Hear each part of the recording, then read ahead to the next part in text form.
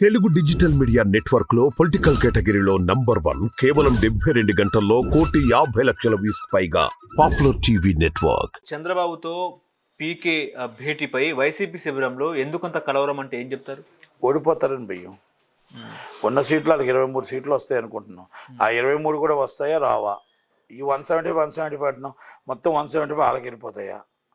ఏంటి పరిస్థితి? BTech Ravi very స్ట్రాంగ్గా ఉన్నాడు పులివెందుల్లో, ఓకే, వెరీ స్ట్రాంగ్గా ఉన్నాడు.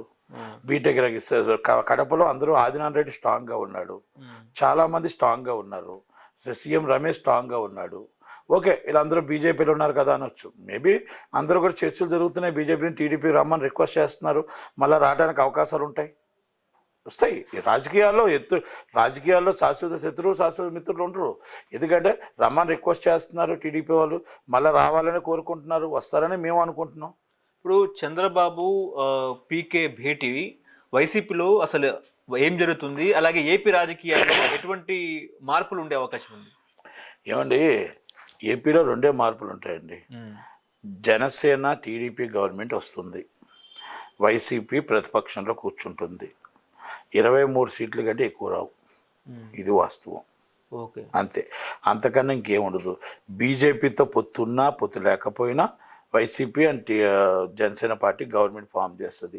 ఎంపీ సీట్లు 23 నుంచి 24 సీట్లు ఎంపీ సీట్స్ వస్తాయి, దాంట్లో నో డౌట్. మీ ఇప్పుడు అన్ని సర్వేలు కూడా, ఇప్పుడు నేను సర్వేలు చేస్తున్నాను, అలాగే చాలామంది చేస్తున్నారు. చంద్రబాబు నాయుడు గారి లిస్ట్ ఉంది. చంద్రబాబు నాయుడు గారు ధైర్యంగా ఎందుకున్నారంటే జనసేనకి ఇచ్చిన టికెట్లన్నీ గెలుస్తున్నారు. వాళ్ళు గెలుస్తారు, వీళ్ళు గెలుస్తారు. ఇక్కడ గెలిచేట్లకే టికెట్స్ ఇస్తున్నారు. రెండోది జనాలండి ఓటు వేయటానికి సిద్ధంగా ఉన్నారు. ఓకే, చంద్రబాబు నాయుడు గారిని గెలిపించుకోవడానికి సిద్ధంగా ఉన్నారు, పవన్ కళ్యాణ్ గారిని గెలిపించుకోవడానికి సిద్ధంగా ఉన్నారు. ఓకే, క్యాడర్ లేదా? క్యాడర్ ఉంది. ఓటింగ్ ఆ బూత్ మేనేజ్మెంట్ లేదా? ఆ బూత్ మేనేజ్మెంట్లు అన్నీ కూడా టీడీపీతో కలిసి ఉన్నాయి. కాబట్టి చేగొండ అర్రామ్ జోగే గారు కూడా అర్థం చేసుకోవాల్సింది ఏంటంటే, ఇప్పుడు ఎవరు సీఎం ఎవరు పిఎం కాదండి, ఇక్కడ ముందు గవర్నమెంట్ రావాలి. గవర్నమెంట్ వచ్చిన తర్వాత చంద్రబాబు నాయుడు గారు సీనియర్ వ్యక్తి సీఎం అయినా, పవన్ కళ్యాణ్ గారు కూడా ఆయన సీనియర్ వ్యక్తి, ఆయన హోదా ఆయనకు ఎప్పుడూ తగ్గదు, ఆయనకి ఎప్పుడూ ఉంటుంది. కనుక మనం అర్థం చేసుకోవాల్సింది ఏంటంటే, ఇప్పుడు గవర్నమెంట్ రావాలి. ఇప్పుడు మనం ఎంత ఇబ్బందులు పడుతున్నామో, ఎంత కష్టాలు పడుతున్నామో, ఈరోజు మన రోడ్డు మీదకి వస్తే మనం మాట్లాడితే కేసు పెడుతున్నారు, మాట్లాడితే లోన్ వేసేస్తున్నారు. ఇవన్నీ ఇబ్బందులు ఒక్కసారి ఆలోచించుకొని కక్ష సాధింపు చర్యలు ఏదైతే ఉన్నాయో, అందుకే మన గవర్నమెంట్ రావడం కోసం చూసుకోవాలి. అర్రామ్ జోగే గారు పెద్దలు, సీనియర్ వ్యక్తులు, ఆయన ఆలోచించాలి. కనుక అలాగే అందరూ ఆలోచించాలి. ఈరోజు ప్రజలు ఆలోచిస్తున్నారు, ఈ గవర్నమెంట్ మాకు వద్దు అని. మీరు వేసే టింగ్లు ఒకప్పుడు మేము వేసే, ఇప్పుడు కందిపప్పు రేట్ ఎంత, మినపప్పు రేట్ ఎంత, పందాల రేట్ ఎంత, మీరు బియ్యం రేట్ ఎంత, మీరు వేస్తున్నది ఎంత, మాకు ఖర్చు అవుతుంది ఎంత, మేము ఆల్రెడీ మేము ఫైన్లు కడుతుంది ఎంత, మందు బాటిల్ రేట్ ఎంత, ఈ రేట్లు ఎంత, మా భర్త మందు తాగాడు అనుకో, మందు తాగితే ఆ మందుకి మీరు ఇచ్చే డబ్బులు ఎంత, మాకు ఖర్చు అయిన డబ్బులు ఎంత, మేము కష్టపడిన సొమ్ముతో సైతం మొత్తం పోతున్నాయి. ఈరోజు మొత్తం టోటల్గా నాణ్యంగా రోడ్లు లేవు, కరెంట్లు లేవు, రోడ్డు మీద వెళ్తుంటే బళ్ళు మా షెడ్లకు పోతున్నాయి. ఇవన్నీ కూడా మొత్తం బళ్ళన్నీ రోడ్లు పరమ రోడ్లు నీచంగా ఉన్నాయి. ఆర్ఎంబీ రోడ్లు కానీ, పంచాయతీ రోడ్లు కానీ, పంచాయతీలో డబ్బులు లంచాల రూపంలో వెళ్ళిపోతున్నాయి. ఎవరో కూడా డెవలపింగ్ చేయట్లేదు. ఇవన్నీ కూడా జగన్మోహన్ రెడ్డికి ప్రశ్నలతో సమాధానంగా ఉందండి. ఈరోజు ఎమ్మెల్యేలు ఎందుకు వెళ్ళలేకపోతున్నారు? అక్కడ పంచాయతీ వర్కులు లేవు, మున్సిపాలిటీ వర్కులు లేవు, జీవీఎంసీ వర్కులు లేవు. ఉన్న ఫండింగ్లు అన్నీ కూడా బయటికి డైవర్ట్ చేసేసారు, వసూలు చేయట్లేదు. వాళ్ళు రావాల్సి బిల్లు వసూలు చేయవలసింది ₹1,00,000 అయితే వాళ్ళకి 20,000 లంచం ఇస్తే 80,000 గవర్నమెంట్ వదిలేస్తున్నారు. ఇవన్నీ జరుగుతున్నాయి. కాబట్టే ఈరోజు జనాలు వెక్స్ అయిపోయి ఉన్నారు.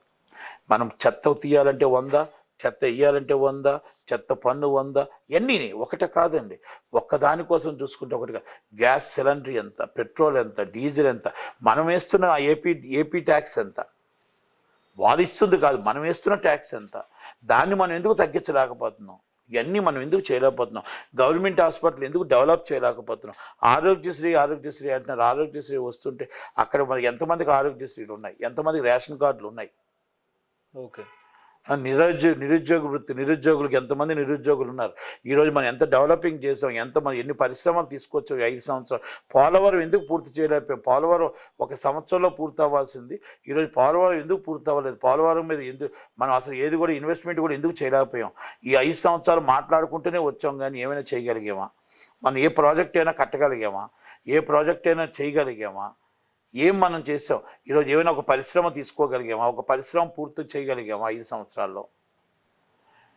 ఈ ప్రశ్న జనాలు నట్టుకుమారు ఒక్కడ కాదు, ఇది జనాల ప్రశ్న. జనాలు అడుగుతుంటే దానికి సమాధానం చెప్పడానికి ఎమ్మెల్యే దగ్గర, ఎంపీ దగ్గర, ఎవరి దగ్గర సమాధానం. ఇప్పుడు 22 మంది ఎంపీలు గెలిచారు. 22 మంది ఎంపీలు ఏ రోజైనా ఒక మిథున్ రెడ్డి గారిని చూశాను, అక్కడ గోరట్ల మాధవ్ గారిని చూశాను, ఒక 2-3 ఎంపీలు తప్ప ఎవరినైనా మాట్లాడడం చూసామా? ఎంఈవి సత్యనారాయణ గారు ఎప్పుడైనా 5 సంవత్సరాలు మాట ఇప్పడం చూసామా? అలాగే 22 మంది ఎంపీలు ఎవరికి తెలియదు, ఎప్పుడు మాట్లాడారో తెలియదు, వెళ్ళడం మాత్రం వెళ్తారు. అంటే ఇక్కడ మాట్లాడటానికి కూడా కరెక్ట్గా లేని ఎంపీలు ఉన్నారు. ఓకే.